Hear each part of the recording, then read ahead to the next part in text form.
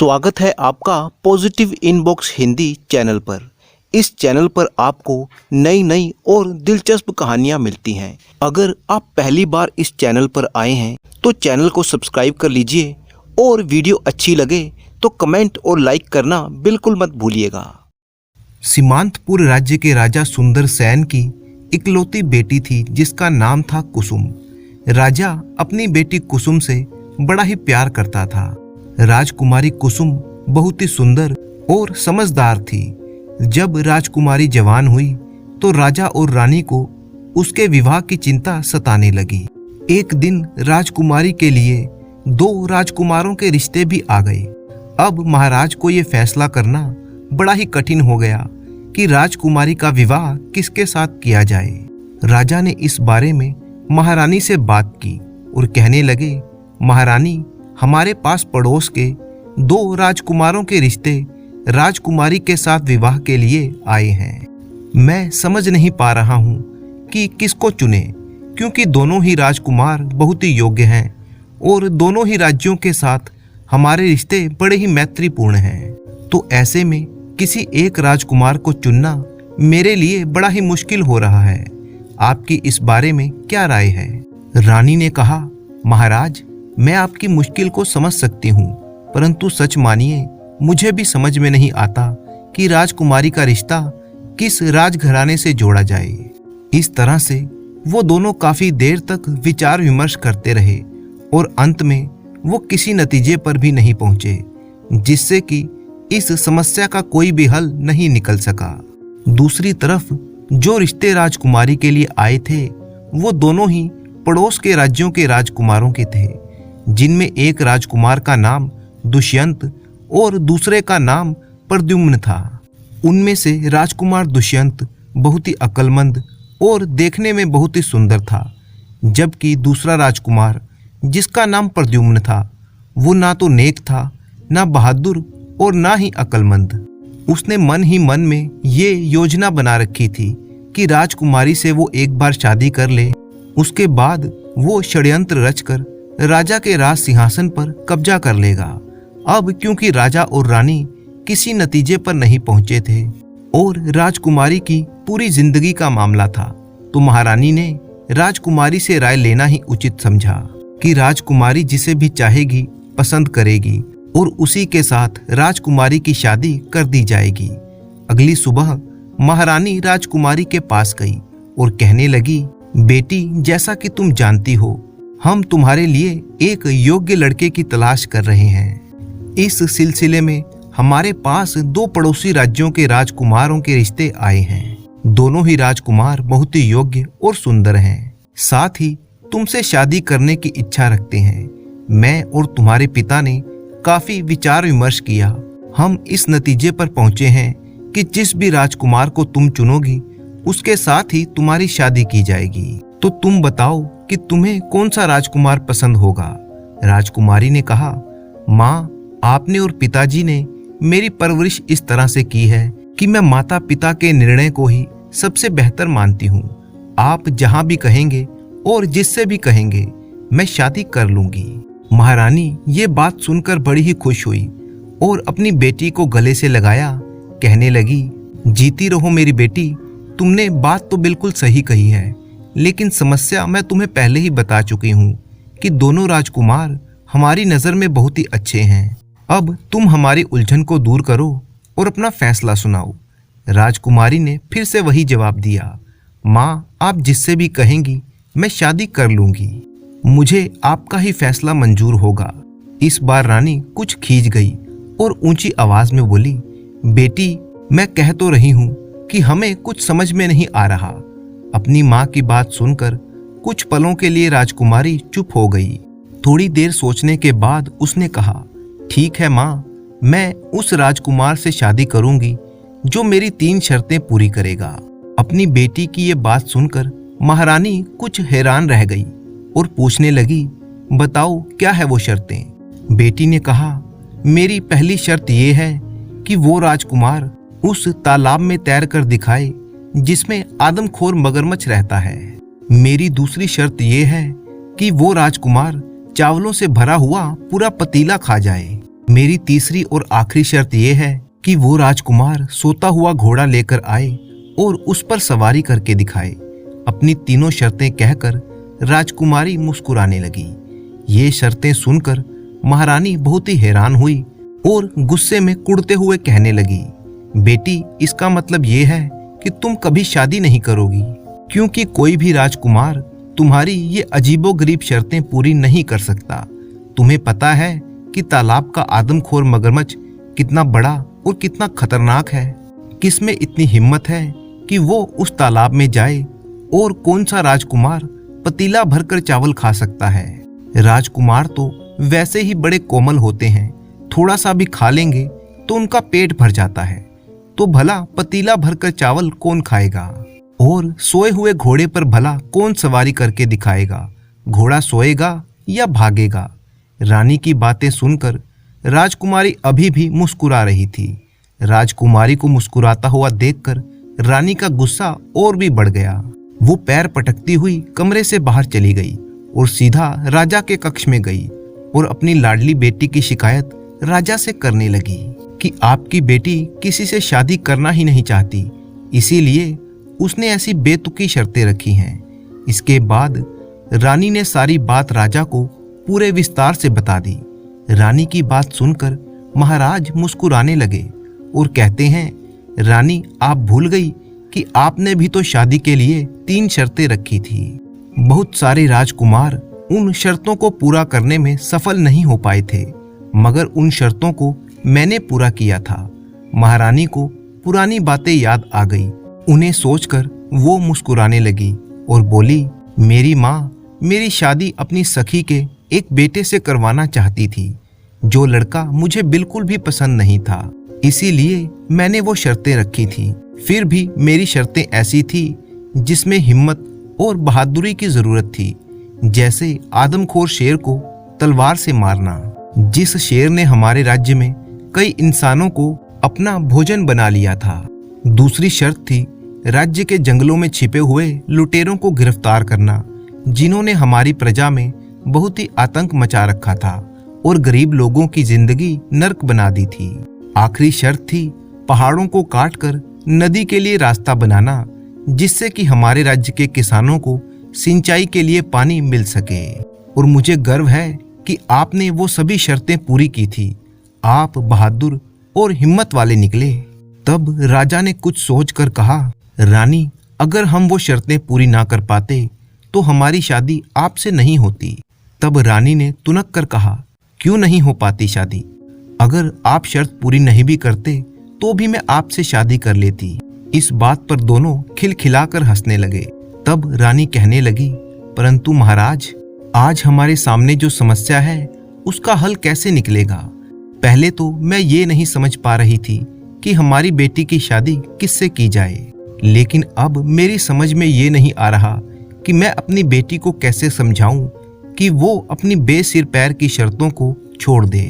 महाराज ने कहा, रानी, आप इस बात की बिल्कुल भी चिंता मत कीजिए। हमारी बेटी चाहती है कि उसका होने वाला पति बहुत ही बहादुर होने के साथ साथ अक्लमंद भी हो। अगर कोई थोड़ी सी भी समझदारी दिखाएगा तो राजकुमारी की शर्तों को आसानी से पूरा कर सकता है। मैं दोनों राजकुमारों के सामने ये शर्तें रखूंगा और कहूंगा कि जो भी इन शर्तों को पूरा करेगा उससे मेरी बेटी का विवाह होगा। इसके बाद राजा ने ऐसा ही किया और अपने दूतों के हाथ संदेश भिजवाकर दोनों राजकुमारों को महल में बुलवा भेजा। दोनों राजकुमार अपने अपने कुछ खास नौकरों के साथ महल में हाजिर हो गए। राजा ने दोनों राजकुमारों को अपने महल के शाही मेहमान खाने में रुकवाया। वहां पर इन राजकुमारों की खातिरदारी की पूरी व्यवस्था की गई थी, जिससे कि उन्हें किसी भी चीज की कोई कमी ना हो सके। इस बात का खास तौर पर ध्यान रखा गया था कि दोनों राजकुमार वहां पर आराम से रह सकें। राजकुमार भी महाराज के इस अतिथि सत्कार से बहुत ही प्रसन्न थे। उसी दिन शाम के समय महाराज दोनों राजकुमारों से मिले। पहले महाराज ने राजकुमार दुष्यंत पर एक नजर दौड़ाई। राजा को राजकुमार दुष्यंत बहुत ही पसंद आया। राजकुमार दुष्यंत की कद काठी और उसके बात करने के तरीके से राजा बहुत ही प्रभावित थे। राजा को यह भी मालूम था कि राजकुमार दुष्यंत के पिता एक बहुत ही दयावान राजा थे, जिसकी वजह से उनके राज्य की प्रजा बहुत ही सुखी थी। इन सब कारणों से राजा को राजकुमार दुष्यंत बहुत ही पसंद आया। परंतु जब राजा ने राजकुमार प्रद्युम्न से बातचीत की तो राजा को उसकी बातचीत करने का सलीका बिल्कुल भी पसंद नहीं आया। राजा को वह फूटी आंख भी नहीं सुहाया। राजा समझ गया कि वो एक घमंडी और चापलूस किस्म का इंसान है। महारानी को भी राजकुमार दुष्यंत ही बहुत पसंद आया और वह सीधा राजकुमारी के पास गई। कहने लगी, राजकुमारी मेरी बात मानो तो तुम अपनी शर्तें वापस ले लो और राजकुमार दुष्यंत से शादी कर लो। ऐसा राजकुमार तो किस्मत वालों को ही मिलता है। सोचो, अगर मगरमच्छ ने उसको खा लिया तो बहुत ही बुरा होगा। राजकुमारी कहने लगी, माँ, अगर मैंने इस समय अपनी शर्तें वापस ली तो मेरी बहुत ही बेइज्जती हो जाएगी। इसीलिए राजकुमार दुष्यंत अगर मेरी शर्तें पूरी करता है तो ठीक है, वरना वो अपने घर जा सकता है। महारानी इस बात पर बड़ी ही मायूस हुई। इसके बाद राजकुमारी की मुलाकात दोनों राजकुमारों से करवाई गई। राजकुमारी उन दोनों को महल से कुछ ही दूर एक जंगल में एक तालाब तक ले आई और फिर कहने लगी कि ये वही तालाब है जिसमें एक आदमखोर और खूंखार मगरमच्छ रहता है। क्या आप दोनों इस तालाब में तैर कर दिखाएंगे? राजकुमारी का इतना ही कहना था कि उसी वक्त एक बड़ा सा मगरमच्छ तालाब के किनारे पर आ गया।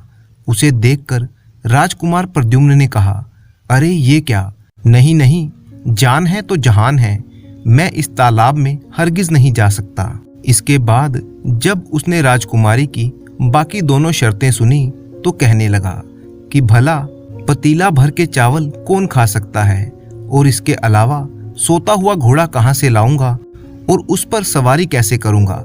मैं तो चला, मुझे नहीं करनी है शादी। ये कहकर वो वहां से चला गया।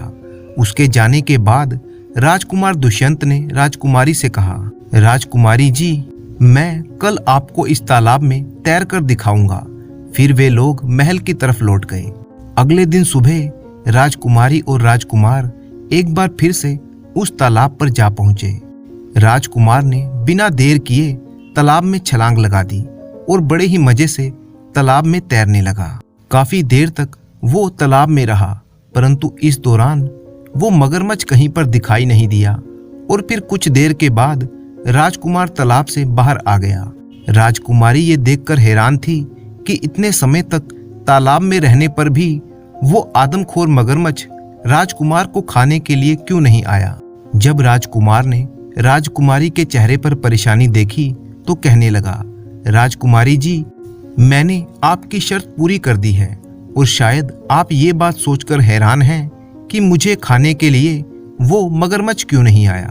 तो बात यह है कि मैंने कल रात को ही अपने कुछ सिपाहियों को एक बड़ा सा जाल देकर उन्हें मगरमच्छ को पकड़कर दूर छोड़ाने के लिए कहा था और उन्होंने ऐसा कर भी दिया।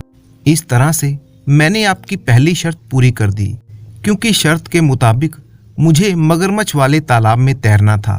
ये ज़रूरी नहीं था कि वो मगरमच्छ उस समय तालाब में हो, क्योंकि आपकी शर्त सिर्फ तालाब में नहाने की थी, मगरमच्छ से लड़ने की नहीं। मुझे उम्मीद है कि आपको इस बात पर कोई एतराज़ नहीं होगा। महाराज भी उस समय वहां पर मौजूद थे। वो मुस्कुराने लगे। राजकुमारी भी मुस्कुराई और हंसते हुए कहने लगी, बिल्कुल ठीक राजकुमार दुष्यंत, आपने मेरी शर्त पूरी कर दी है, क्योंकि मेरी शर्त यही थी कि आप तालाब में तैर कर दिखाएं। मैं आपकी बुद्धिमानी की प्रशंसा करती हूँ। इसके आगे राजकुमारी ने कहा, तो राजकुमार, आप पतीला भरकर चावल कब खाकर दिखाएंगे? राजकुमार ने कहा, अभी थोड़ी देर में ही।